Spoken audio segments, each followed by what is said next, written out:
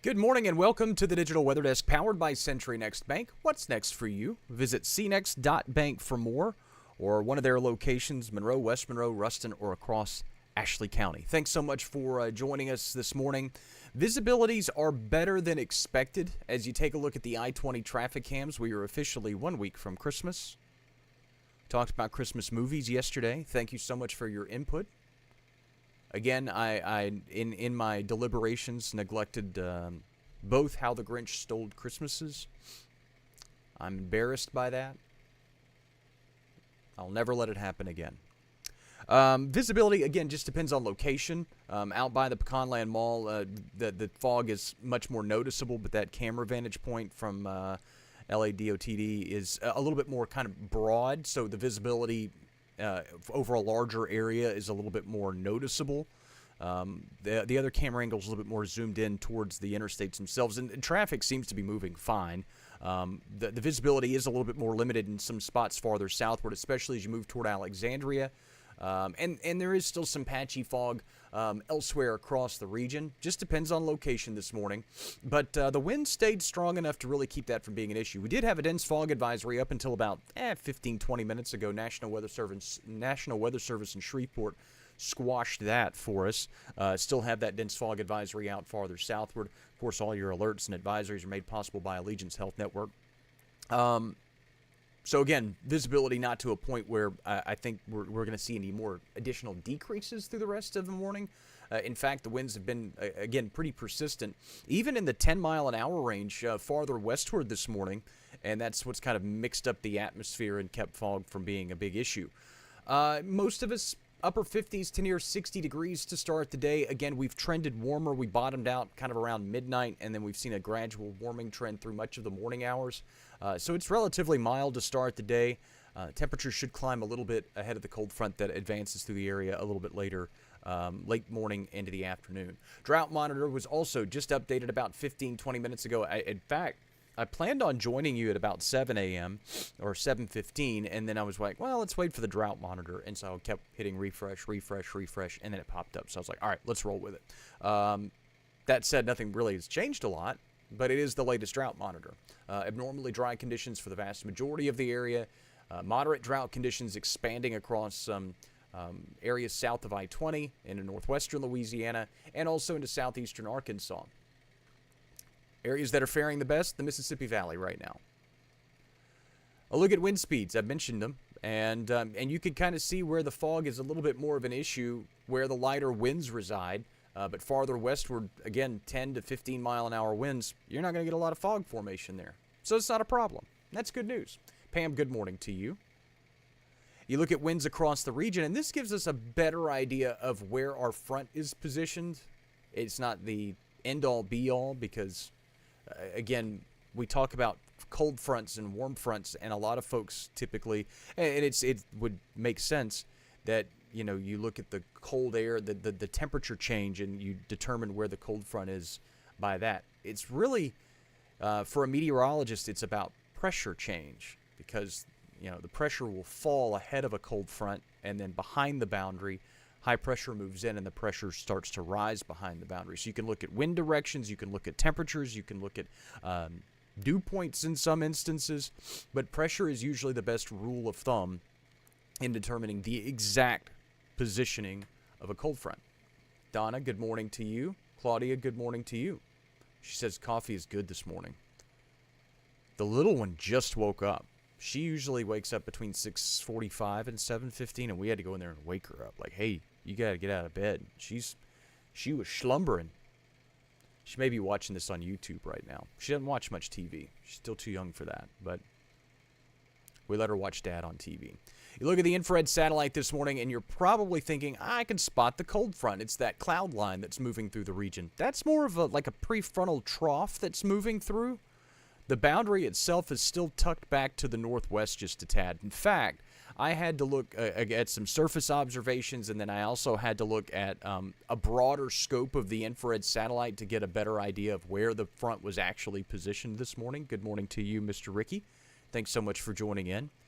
And so, again, it took a little longer than normal to spot the cold front, but it's there, and whoops. And you can see it. That was, oh man, that was my first chance. I should have brought the actual telestrating computer out. And it's really more like here.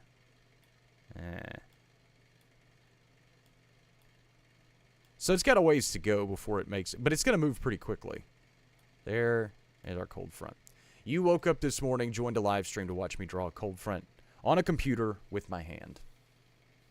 Go figure. Good morning to you, Diane. But that's where the front generally is. Again, it's a fast mover, so it should be in and out, I would say, in about 6 hours' time from northwest to southeast, and skies should clear pretty rapidly late this afternoon into this evening. Check the radar made possible by Brown's Roofing. Did have a last little round of showers move through about 4 a.m. in the Mississippi Valley, and that's even led to some more sustained rain farther eastward across northeastern Mississippi and into western Alabama. Obviously, it's no concern for us. Unless you're traveling eastward, you may run into some rainfall this morning. Check a Futurecast made possible by Bayou Power Sports, I-20 Frontage Road in Monroe. It is 1 week to Christmas, and stock is limited on some ATVs and dirt bikes, especially in the youth category, so go see Mike in the game. They'll get you squared away, and they'll do it with a smile on their face. Futurecast shows, again, that boundary moving through rather rapidly through the day. By early afternoon, it's already halfway or two-thirds of the way through the region. It will generate maybe some scattered showers. An isolated thunderstorm or at least a few rumbles of thunder are not out of the question, but severe weather is not anticipated with this boundary. It moves through, as I mentioned, rather rapidly. High pressure sets in with sunshine as we go through the daytime hours on Friday. A little bit cooler, and then the clouds are quick to return ahead of another front that will move through Saturday night. That front kind of makes its way through the area and then essentially stalls. I know the surface analysis there shows it kind of clearing the region, but if you look across the Gulf coastline, those southerly winds really indicate that that front could stall generally along the I-10 corridor as we go toward the daytime hours on Sunday. That could leave some spotty showers in, and then also some cloudy, cooler conditions for much of the ArkLaMiss on Sunday. The forecast has changed for Sunday. It is not what I would consider an overly impactful, oh my gosh, this forecast has completely changed on its head, but I think it is a really, really good example of how the forecast can change, especially in the 4 to 7 day time frame. Sometimes when the forecast changes as abruptly as it's changed on Sunday, and we're talking severe weather or winter weather or a tropical system, then you would look at it and go, whoa, what happened? Why'd the forecast change so much? Well, that's what it's designed to do. This is a little bit more of a subtle, like I said, it doesn't impact folks as much, but it, in my mind, is a pretty significant change to the forecast on Sunday. Again, it just includes some slightly better rain chances and some 8 to 10 degree cooler temperatures, but again, I interpret that as a pretty big change in the forecast. Harlan and Mr. Eddie, good morning to both of you. I don't know why I went on that tangent, but as I was building the forecast this morning and I was looking at Sunday, I was going, this is a pretty big change from where I had it yesterday. And it's really just for that one day. Monday's a smidge cooler, kind of in response to the cool down on Sunday. We also could encounter some cloud cover clearly on Monday as well. But then by Tuesday, Wednesday, the high-pressure ridge builds out to the west and through the central United States. And so the forecast kind of levels itself back out. But that Sunday, Monday, is a little bit of a wrinkle. Speaking of the wrinkle, if you will, daytime highs today back in the upper 60s to near 70.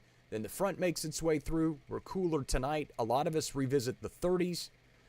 It's not out of the realm of possibilities for some areas on the backside of the Ouachita Mountains, Camden, and really much of Ouachita County. Kind of looking at you folks, northern Columbia County. Not out of the realm of possibilities for you folks to see the freezing mark tonight. If you do see it, it wouldn't be for very long. We're noticeably cooler again tomorrow. We go from near 70 today to the mid-50s for highs on Friday. Winds are back out of the south by Saturday at around midnight. So note temperatures are in the low 40s, upper 30s, but the winds are already back out of the south by midnight. That leads the warming trend through the daybreak hours and back to near 70 on Saturday afternoon. Cold front moves through Saturday night. Cloud cover, maybe some patchy drizzle and light rain through the day on Sunday, which again is a pretty noticeable change in the forecast. Trish, good morning to you.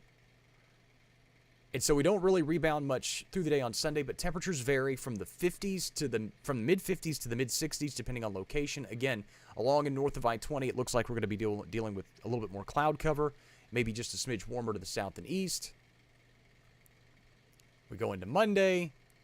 We're on the warming trend, but we're still dealing with cloud cover, so we're probably back into the mid to upper 60s for most of us. May struggle to get out of the 50s across southern Arkansas. And then the warming trend resumes from there, and we're back into the 70s by Tuesday and Christmas Eve. And that's kind of how things shake out for the next week. A lot of moving and shaking. A lot of roller coastering before we kind of quiet down for Christmas week. Upper 60s for highs today. Scattered showers, breezy. Winds will be out of the south-southwest 10 to 15. Those winds will shift to the west and the northwest behind the front later today. Rain chances are up to 40%. Do I like the rain chances? I don't think I would be. I don't think I'd like the rain chances anywhere where they are. I think 30% is too low. I think 40 and 50% are too high. I think 35% is weird. So you could get some scattered showers today. That's just me being honest. I really don't. As this front moves through, we've got some moisture to work with, but it's just it looks like a kind of a meh day in terms of rain chances. Overnight lows tonight near 40. Mid-30s are certainly possible across southern Arkansas. Temperatures will vary depending on location from the mid-30s to the low 40s. Again, this is one of those nights where not one number really doesn't represent the entire area in terms of overnight low temperatures. Winds will be out of the northwest. They should die down a little bit through the overnight. 7-day forecast is made possible by 3B Hardware, also there for your last-minute Christmas gift needs. We are cooler Friday, mid to upper 50s, back to near 70 on Saturday. Again, a noticeable change to the forecast from where I had us on Sunday. The clipboard yesterday had us, the old sheet had us at 66 on Sunday in Monroe, and we're down to 62. I have us in the upper 50s across southern Arkansas for Sunday. Still in the mid-60s across the southern parishes and counties. So again, temperatures will vary depending on location. We're a smidge cooler Monday, still dealing with the clouds. I don't really think the clouds necessarily completely go away for Tuesday and Wednesday, but we will be warmer and it looks dry. Christmas Eve for Santa's big trip should be fine. Good morning to Louisiana Cooker on YouTube. Janet says it's icky and misty and Crossit this morning. Yeah. It's like that in a lot of spots. Not necessarily the most picturesque morning across the area. And then peeking into Christmas Day, it really kind of looks like more of the same. Low to mid-70s for highs, partly cloudy, and really no rain chances. Jan, good morning to you as well. Thanks so much for joining in. And that's how it looks for Christmas Day. Beyond Christmas Day, now we're starting to kind of throw darts at a dartboard, and we're looking at trends, not specifics. The computer model data still is insistent on trying to bring a storm system through somewhere between Christmas Day and New Year's Day. The time frame that they are specifically pointing out right now is Monday, which is, the 29th? But that's 11 days from now. That time frame could move up. It could move back. The storm system could not materialize. It's really silly to start looking at dates 11 days out. If someone called me tomorrow and said they were getting married in 11 days and they needed a weather forecast, I'd go, call me back in 6 days, 5 days. Even 7 days out, we're still, you're looking at trends, not specifics. And the trend is warmer. Could we have to trickle some rain chances in for Wednesday or Thursday? It's possible. I don't think it's likely, but it's possible. So yeah, that's how things set up. Rain chances did get bumped a little bit for Sunday. So if you see those 20% chances in on Sunday, again, just bumped because of the front stalling across the region. Too Long Didn't Read comes out at 9:30. I'll join you for a midday stream, probably during the Pipsqueak snap time, which is news to her if she's watching on YouTube right now. She's like, what? I just woke up. That's crazy talk. And I'll join you later today for a late afternoon stream as well. I do have some information coming out later tonight. If you're a numbers nerd like me, and you get curious about, hey, what's the warmest high temperature we've ever seen on Christmas Day? What's the coldest low temperature we've ever seen on Christmas Day? I'll have a treat for you later today. We'll have the top 10 highest highs and the top 10 lowest lows in terms of temperatures. Your family's highest highs and lowest lows. That's your own business. Later today. Forecast is always available at digitalweatherdesk.com and on the Digital Weather Desk app, available for Apple and Android users. Interactive radars there as well, so you can check all that out. Diane, you're welcome. Leanne says it's very froggy in Jonesville. If you don't know what froggy is, that just means it's foggy. I always do the Rudolph the Red-Nosed Reindeer.